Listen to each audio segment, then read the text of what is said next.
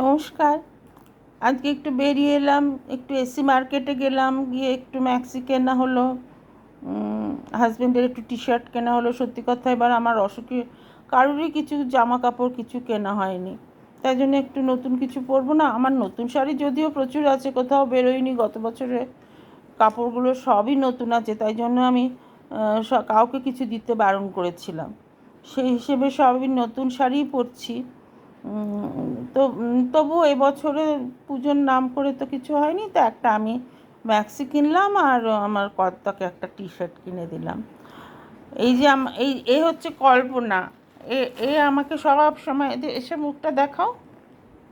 হ্যাঁ, এ আমাকে সব সময় দেখাশোনা করে, এর জন্যেই আমি বোধহয় বেঁচে আছি।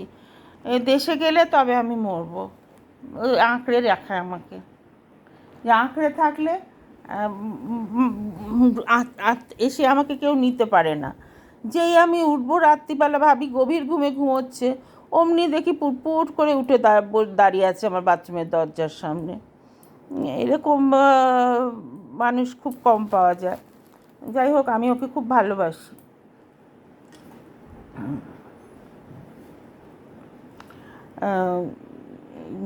কল্পনা আমার নানান রকম রান্নায় খুব সাহায্য করে।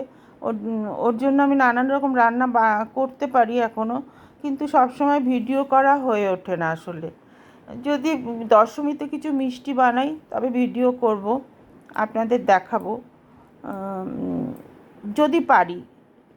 আমার শরীর তো আমার হাতে থাকে না। এখন ভালো আছি, সন্ধেবেলা এই যে ধকলটা পড়লো, বেরিয়ে এলাম একটু বাইরে একটুখানি। আমার হাজব্যান্ড বললেন একটু কিছু খেতে, একটা ফিশ ফ্রাই দুজনে ভাগ করে খেয়েছি, আর ও একটা প্রন ককটেল আলাদা খেয়েছে।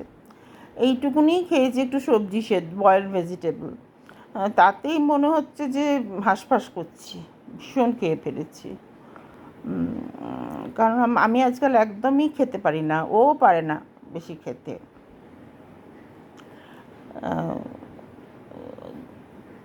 এই আর কি, পুজোর আনন্দ আর আমাদের এই বয়সে কি থাকবে। মেয়েরা এলে তবু একটু ভালো লাগে, বাড়িটা গম গম করে। তবে কালকে আমার ছোটোবেলার পুরনো বন্ধু আসবে। ওর আজকে অবধি ওর একটু স্কুলের খাতা দেখা ছিল, বাকি ছিল, কাজটা সেরে নিল। কারণ পুজো শেষ হলেই তো আবার স্কুল, ওদেরও আরম্ভ হয়ে যাবে, ইংলিশ মিডিয়াম স্কুল। তো কালকে পরশু ও আসবে, তখন আমার যদি শরীর ভালো থাকে পাড়ার প্যান্ডেলে ভোগ খেতে যাব, ইচ্ছে আছে। খেতে কতটা কি পারবো জানি না, অন্তত প্যান্ডেলে গিয়ে বসবো, মায়ের ভোগ, আশা করি কিছু হবে না। সেটা সেই রকম একটা প্ল্যান রয়েছে।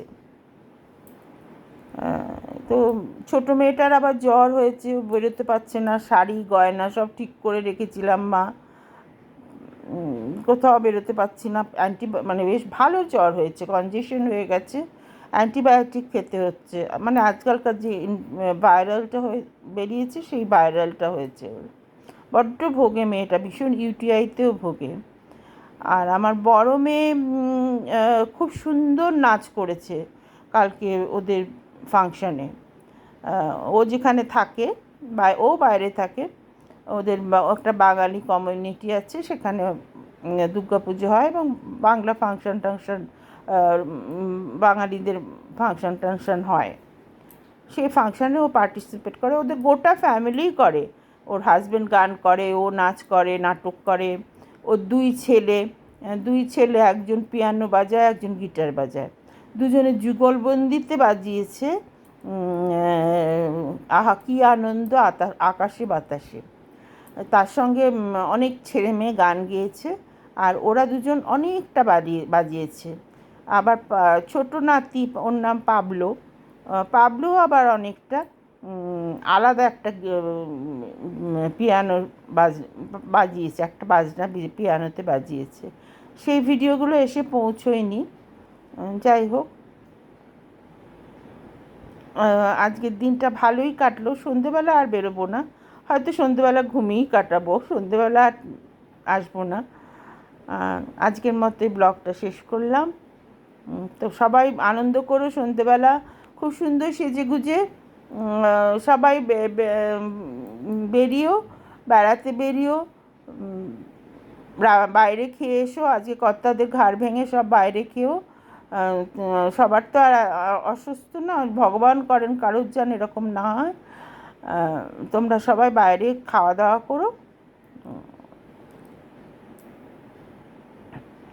তাহলে আজকে আমি রাখছি। হ্যাঁ।